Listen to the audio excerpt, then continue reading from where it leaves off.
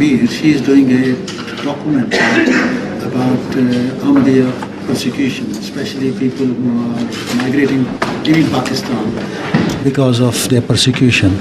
Where are you from originally? I'm born and raised in Denmark, but I am from Pakistan. From Pakistan. What I would like to know is that a lot Do you of... know the Pakistani psyche? Yes, I do. So- a little bit.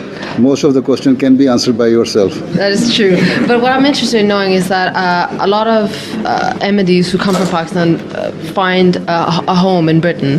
Do you fear that Not they only might, in Britain, but they have been all going over the to even world? to European countries, other European countries, Britain, to America, North America, to South America. Even now, they have some of them have started going to Africa, West African countries, But specifically in the UK, do you fear that they might face because the same... they think that I am here, that their leader is here, so they should come under the protection of their leadership.